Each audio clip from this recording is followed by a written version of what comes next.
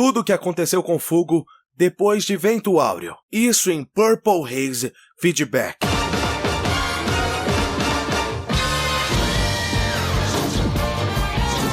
Purple Haze Feedback é uma história que se passa depois de Vento Áureo. E essa história dá continuidade a tudo o que acontece com o Fugo após ele ter abandonado a Gangue Buccellaci. É uma história bem interessante e que merece a nossa atenção. E hoje eu vou dar um resumo de Purple Haze Feedback aqui. Você já sabe, protocolo NIS, like, inscrição e sininho. Hoje não tem muita gracinha, pois é um resumo sério, de uma história séria, e que trata sobre assuntos sérios. Meu nome é Otávio Reis, e hoje eu serei o narrador dessa história para vocês. E vocês estão no canal Jojo 99.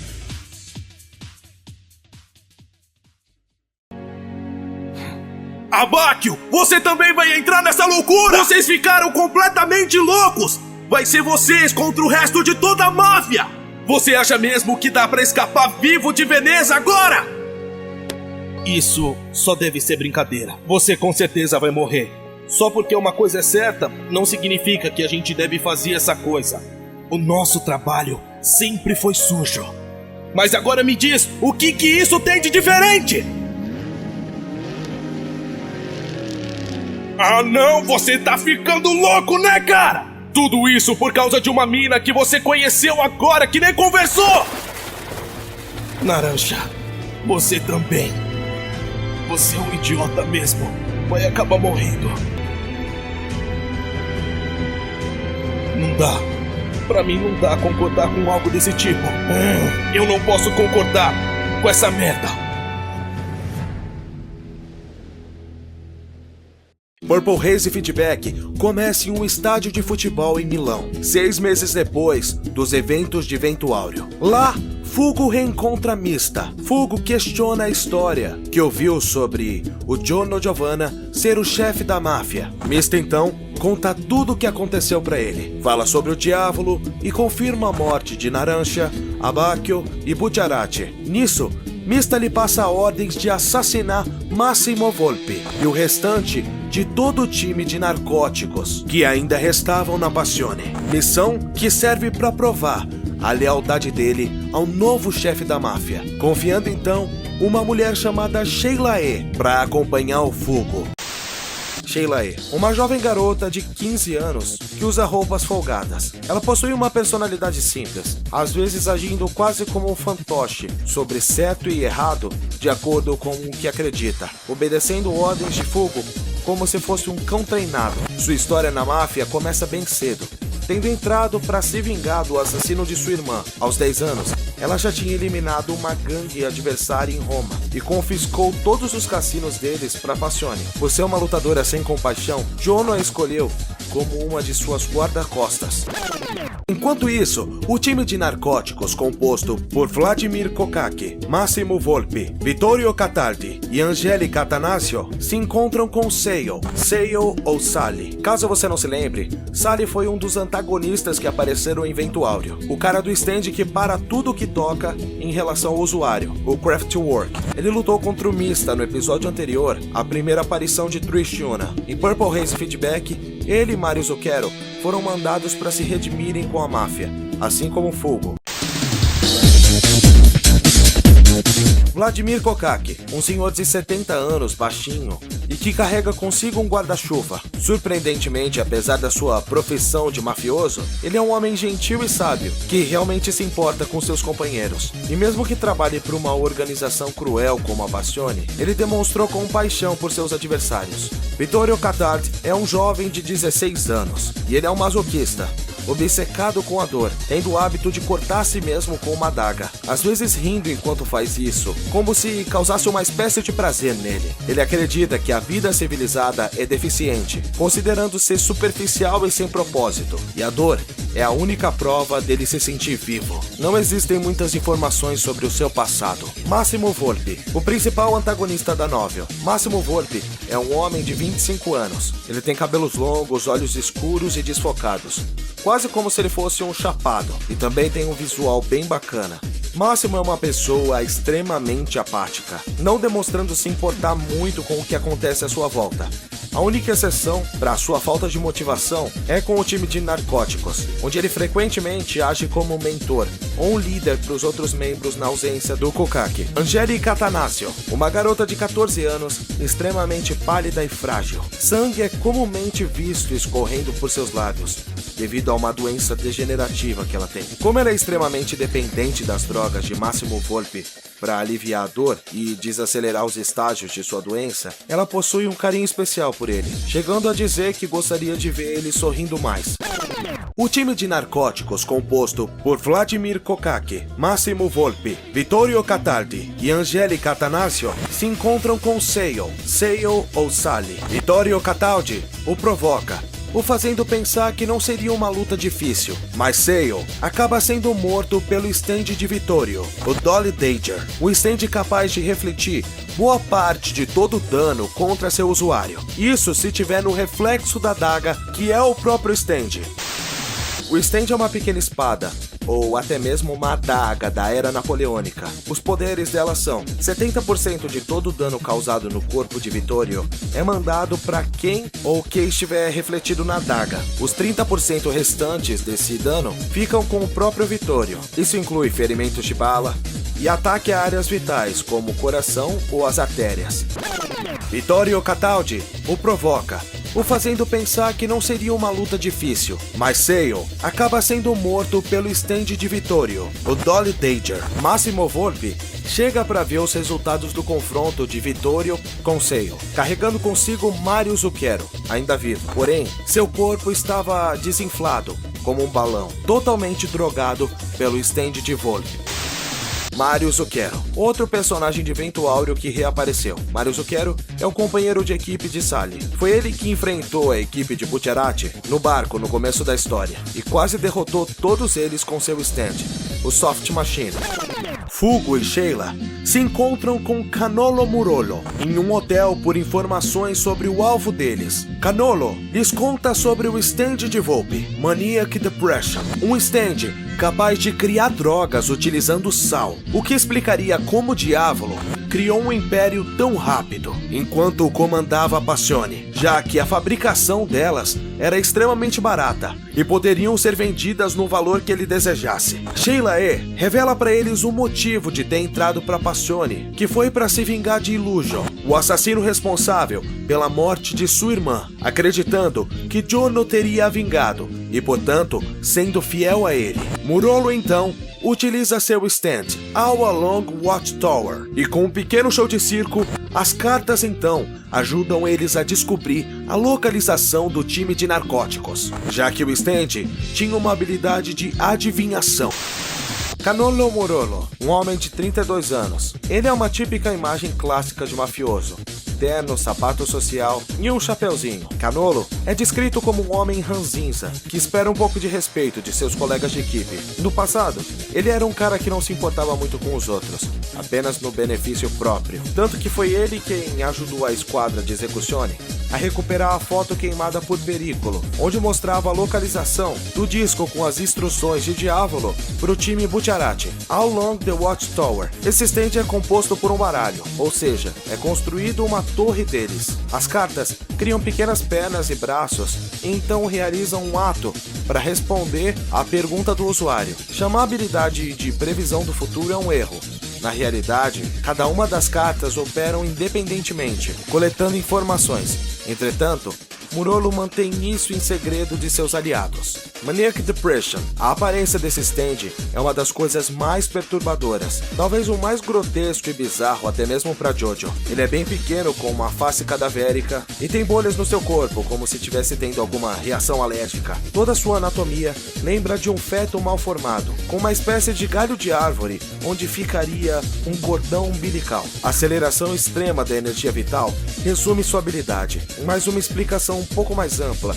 Ele é capaz de criar drogas usando sal, que então é derretido e injetado na corrente sanguínea, e essas drogas podem até ser mais potentes que as drogas reais. Se os espinhos do stand atingirem alguém diretamente, a pele reage, o coração pode explodir e os órgãos podem derreter. Os efeitos são diversos e imprevisíveis.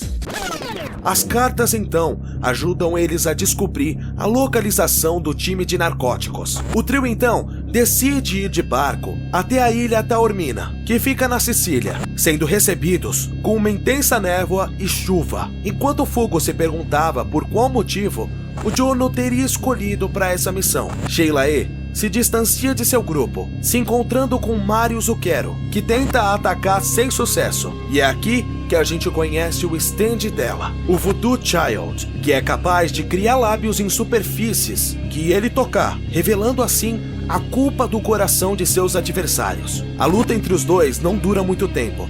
Após derrotar o Zucchero, ela acaba descobrindo que tudo não passou de uma armadilha. Temendo o pior, ela rapidamente corre de volta para o seu grupo. Voodoo Child. Quando seu stand toca alguém, o alvo é tomado por várias bocas que repetem palavras que foram ditas em segredo ou próximas a ele. Essas palavras podem acabar com uma pessoa devido ao choque de seus segredos serem revelados pelo stand. Todo mundo possui um segredo, uma culpa dentro do seu coração. E o Voodoo Child pode descobrir isso e revelar para todos.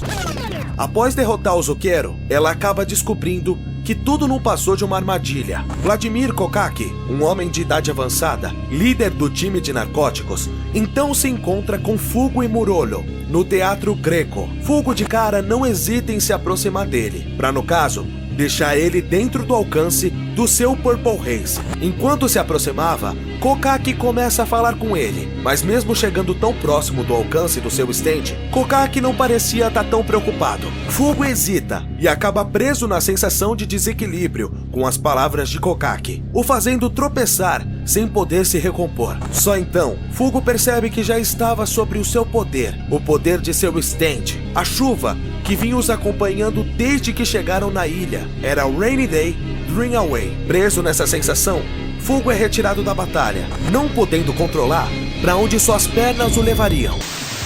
Rainy Day, Dream Away é um stand que se manifesta como chuva e nuvem, não tendo uma forma física. O stand é capaz de trancar alguém numa ideia, numa sensação, numa emoção. Uma vez trancado nisso, os alvos jamais podem escapar, mesmo se o alvo se afastar do alcance de Kokaki. Um exemplo de como sua habilidade funciona. Se você pensar que uma doença é inofensiva ou pode te matar, o stand te tranca nesse pensamento. Ou essa doença não vai fazer nada, ou você vai morrer dessa doença. Sheila finalmente os alcança, logo usando seu stand contra Kokaki. Entretanto, seu stand não teve efeito em Kokaki. Com uma voz calma, lhe conta sobre o seu passado e a explica que não possuía nenhum remorso, pois ele lidava apenas com fatos. Assim, nos é apresentado a trágica história de sua irmã, Amélia. Durante a Segunda Guerra, a Itália era basicamente um campo de guerra, em uma luta entre as forças aliadas e os soldados alemães. Enquanto tentava escapar, carregando sua irmã em suas costas para fugir dos conflitos militares, Kokaki percebe tarde demais que ela tinha sido baleada. Por uma fração de segundo, após ouvir a história, Sheila E. pensa que não seria capaz de atacá-lo. E isso foi mais do que suficiente para Kokaki prendê-la nessa sensação, a impossibilitando de fazer algo. Kokaki então se vira para Murolo e anuncia que, diferente dos outros, ele o mataria, pois Murolo não ligava para os seus companheiros, colocando outros em perigo, enquanto ele assistia tudo sem escolher um lado, brincando com a sorte dos outros. Então,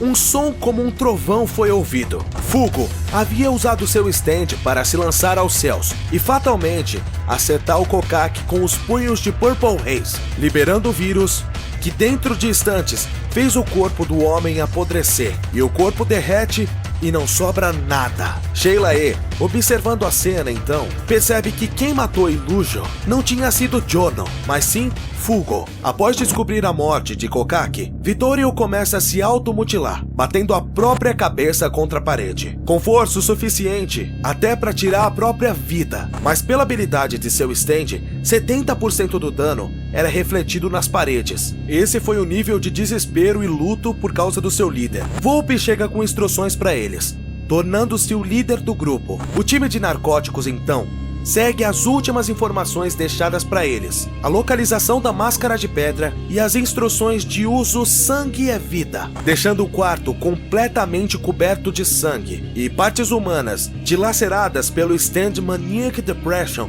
quando descontrolado. Os corpos de 20 homens, ou o que sobrou deles, eram corpos de gangsters locais da Sicília, que no caso não tinham envolvimento com a Passione, mas que eram amigos de Kokaki. Enquanto isso, Fugo, Sheila e Murolo seguem o rastro do restante do time de narcóticos, graças ao poder de adivinhação de All Along Watchtower, o stand do próprio Murolo. Eles viajam de helicóptero em direção a Ortigia, em Syracuse. Durante o voo, o trio é atacado pelo stand de Angelica Attanasio, o Nightbird Flying, afetando todos a bordo enquanto causava sintomas da droga fatal de Maniac Depression, manipulando suas memórias e afetando suas capacidades de tomar decisões. Por sorte, Fugo acaba acidentalmente acordando Sheila E das alucinações, o que a fez agir rápido para poder fugir com ele. Como o piloto cometeu suicídio, possivelmente pelos horrores em sua mente, o helicóptero em que estavam começou a cair. Infelizmente, eles não tiveram muito tempo para procurar o Murolo, escolhendo deixá-lo à própria sorte.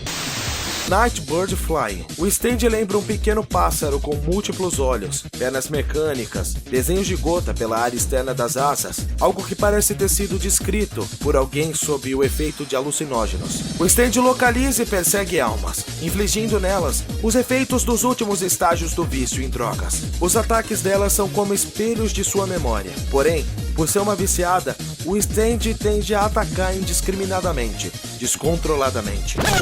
Volpe ordena a Vittorio para ir atrás da máscara, enquanto ele e Angélica ficam para lutar com os possíveis sobreviventes da queda do helicóptero. O stand de Angélica então controla a população local para enfrentar Fugo e Sheila, os forçando a roubar um carro e fugir. Algum tempo depois, eles conversam e Sheila finalmente pergunta sobre Lujo, o questionando se ele havia o matado, desabafando para ele sobre as suas inseguranças também. Mas antes de poderem se aprofundar mais na conversa, eles percebem que outros carros ao redor deles começaram a perder o controle, obra do stand de Angélica, o Nightbird Flying, enlouquecendo os civis indiscriminadamente. Fugo acaba sendo jogado para fora do carro no meio do caminho pelo Voodoo Child, já que Sheila achava ser uma ideia melhor se ela seguisse para frente da Ortigia em uma missão quase suicida e deixasse o Fugo para trás. Volpe segue para encontrar Sheila E, deixando uma Angélica já enfraquecida por sua doença congênita escondida não muito longe de si. Sheila E percebe alguém bloqueando seu caminho ao final da ponte para Ortigia. No caso, era Massimo Volpe, olhando diretamente para ela de uma forma desafiadora. Sheila não hesita em apertar no acelerador, na intenção de atropelá-lo. Volpe, entretanto, não desviou. Ao invés disso, ele sorri e ativa seu stand, o já citado muitas vezes Maniac Depression. Seu stand possuía uma aparência esquelética e baixa, lembrando a múmia de um feto mal formado. Os dois buracos em sua cabeça cadavérica eram parecidos com olhos, mas mesmo assim não conseguiam passar um traço de humanidade. Mesmo que o stand não parecesse muito forte, o usuário aparentava ter muita confiança, provocando-a para enfrentá-lo, e então usa o Maniac Depression para injetar suas drogas em si mesmo. O efeito das drogas o livrava das limitações físicas, o tornando quase como algo não mais humano. Sem poder para reagir, Sheila E foi derrotada após Volpe ter literalmente pego o carro em que ela estava com as suas mãos nuas e simplesmente o destruir. Sheila E se encontrava completamente ensanguentada e indefesa no banco do motorista. Vittorio finalmente encontrou a máscara de pedra em uma catedral. O som de palmas vindos de trás dele o distraiu o suficiente para a máscara ter sido roubada de suas mãos. Murolo então testa sua veracidade, usando uma gota de seu próprio sangue. Ao confirmar que a máscara era verdadeira, ele puxou uma pistola de sua jaqueta e destrói a máscara. Vittorio então usa sua adaga para cortar o próprio pescoço. Entretanto, para sua surpresa, Murolo não possuía nenhum dano. Murolo conta um pouco sobre o seu stand, explicando que mesmo que o Dolly Danger pudesse refletir 70% do dano causado em si para outra pessoa, isso seria dividido pelas 53 cartas do All Along Watchtower. Vittorio começa a se mutilar até a morte, em um movimento de desespero, tentando ferir Murolo, mesmo que o dano causado a ele fosse mínimo. Sheila E é arrastada por Volpe para ser usada como uma refém, mas a ausência de Angélica o preocupa. Então, ele a procura. Temendo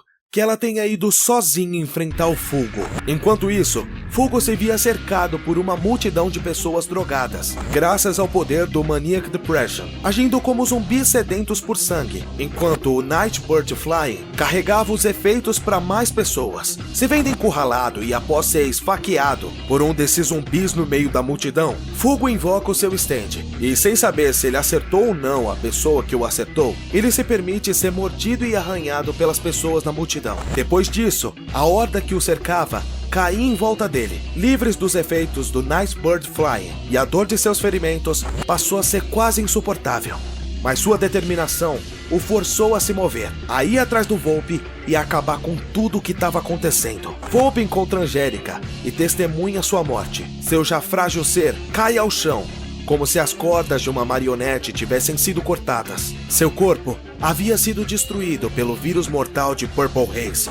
Volpe surta em ódio e desconta no corpo de Shaylae, não só chutando até uma quase morte, mas a drogando também. Fugo finalmente chega, puxando a atenção de Volpe para si. Segundos depois, ambos avançam um contra o outro, começando o combate mortal. Mas à surpresa de todos, Fugo havia colocado uma das cápsulas de Purple Haze em sua boca, a estourando enquanto estava perto o suficiente. Volpe não teve como reagir ao vírus. Shaylae pode apenas observar toda a cena, bizarramente com o Fugo caído no chão. De alguma forma, Fugo ainda estava vivo. Morolo chega e conversa um pouco com Shayla, os dois distantes de Fugo e seu stand, que agora tinha evoluído para Purple Haze Distortion, tendo seu vírus ainda mais potente, embora que agora precise que seus ataques sejam diretos no oponente, uma vez que o vírus simplesmente consome a si mesmo.